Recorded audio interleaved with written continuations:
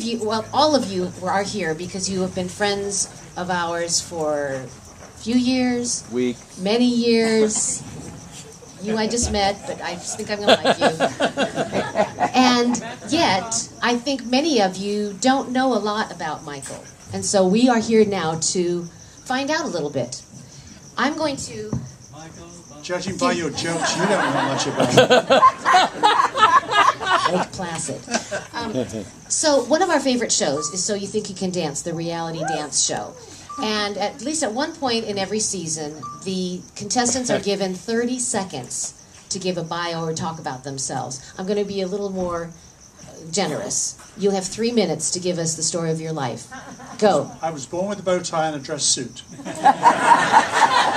I grew up in a family that was not particularly happy, the eldest of 4, but my parents taught me to cope by never telling me they loved me. They did, but they didn't say it, which was a little bit tough.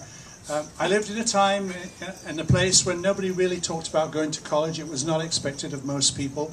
But having struggled through high school and done pretty well and become a lab technician, I then got religion. I became converted and became a Christian, and I felt that I had to give everything I knew to that, and so ultimately I went off to Bible seminary, got my Bachelor of Divinity from London University, and became 90 seconds a preacher. left. 90 seconds left. Thank you. After 20 years of doing that, I was a little bit washed out with it, and so I changed my career, did some DIY for a while, and then through advice became a programmer and a systems analyst, and eventually the big adventure led to California. People said to me at home, "You probably won't come home." I said, "Yeah, well, I won't be gone for long, Mum." And then I married this redhead, and I haven't gone home. Well, I have on odd occasions to visit the family, but 45 seconds. I'm finished. We'll put it I on. could say more, but I won't. We'll add that to your time Actor at the and next. playwright. Yes. Is she Irish or Scottish? Neither. Yeah. She's Merkin. One of my favorite magazines is Vanity Fair, and the last page is the Proust interview, where they take celebrities or people of note and ask questions. It's called the Proust interview because Marcel Proust was a French essayist and novelist, and he believed that in answering questions, an individual reveals his true nature. So I have some questions here. Some are mine, some are his, some are James Lipton. Michael, what is your idea of perfect happiness? Well, I'm going to say being married to you, but then I love trout fishing on an English river. What is your greatest fear? I think being finished off prematurely in a painful way. What historical figure do you most identify with? One time I was a huge fan of Oliver Cromwell. He's much misunderstood, but he was very way ahead of his time and a very tolerant man. So I have great admiration for him. What is your favorite word? You know, the most unfavorite word is moist, but mine is luggage. I love the word luggage. He does. It's a great sound. What is your favorite food? I think roast lamb and roast potatoes with mint sauce.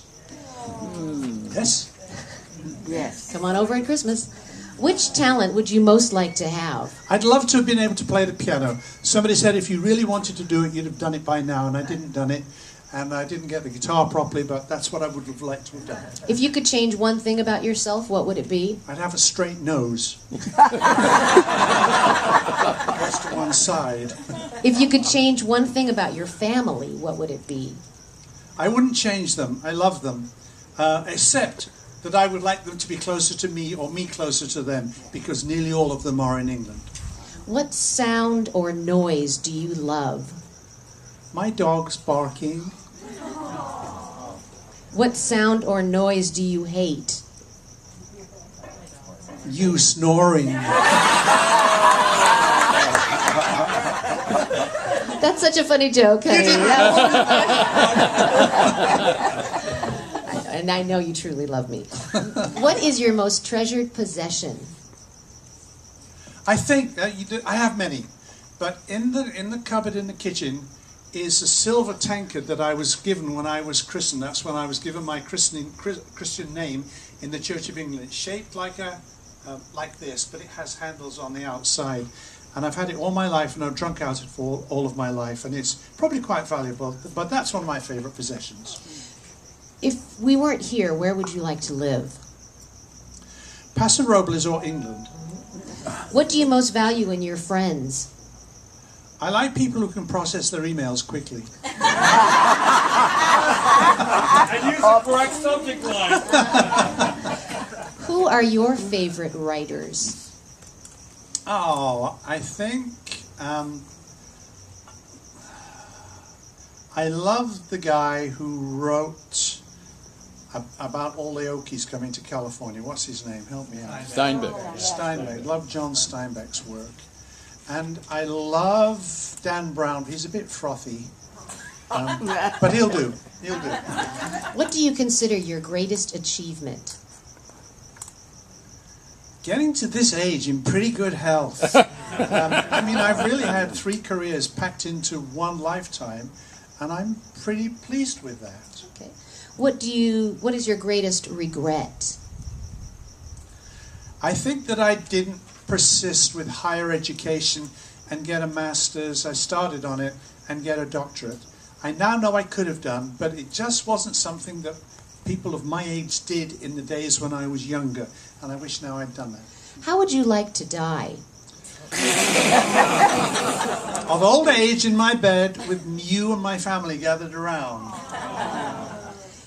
If heaven exists, what would you like to hear God say when you arrive at the pearly gates? Man, you gave me a run for my money. Awesome. Thank you so much, Michael, for those candid answers.